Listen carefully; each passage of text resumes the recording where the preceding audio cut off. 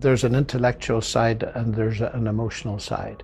It's one thing to sit in a studio like this and look at the problem dispassionately. It's another thing to be on the receiving end. Sometimes I react to it and say, okay, there isn't a God. So you've solved the problem now. You've got an intellectual solution.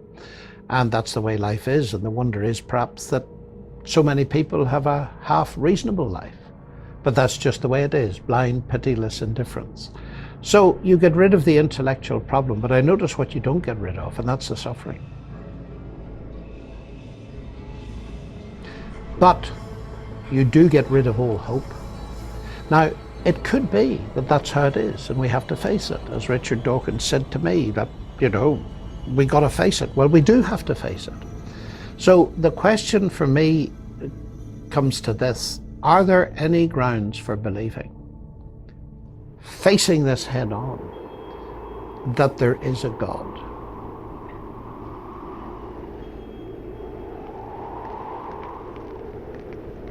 Because I'm a Christian, I have the problem, the intellectual problem.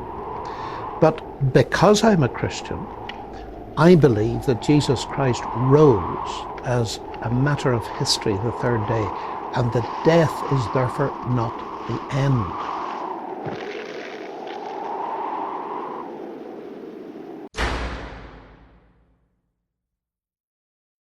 How is it that you use reason as a path to truth in every endeavor of your life, and then when it comes to the ultimate truth, the most important truth, you're saying that faith is required? And how does that reflect on a God who supposedly exists and wants you to have this information? What kind of God requires faith instead of evidence?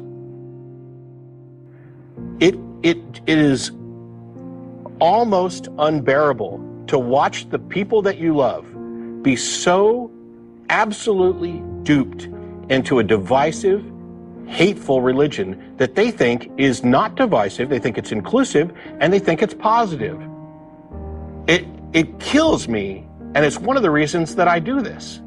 Because I, for 25 plus years, believed this stuff. I am so happy that I no longer think that my former roommate is destined for hell. I am so happy that despite the fact that my relationship with my parents, the nature of it has changed, I don't have to worry about them. The division is entirely one-sided. I didn't end relationships when I became an atheist. Christians ended those relationships, and it was because their particular religion cannot tolerate. I had letters from people who said, we can no longer associate with you. You are of the devil. Now, it's possible that they're right. It's possible. I don't know under what circumstances.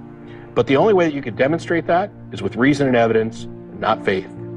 And I don't know how we can fix a world where people have been so convinced that they are doing the right thing out of compassion and love and trying to help people, when it is absolute poison, when it is absolutely destructive. I wish everybody could go through what I went through so they could have a proper understanding of, wow, how the heck could I have believed those things that I believed? And how much better life is when you want to deal with reality on reality's terms. If your whole position is that the foundation of your belief is necessarily dependent on faith, then we got nothing to talk about, because I don't think that that's a good thing. And until you demonstrate that faith is a good thing, how could you possibly convince somebody? And by the way, how do you go about demonstrating that faith is a good thing without evidence?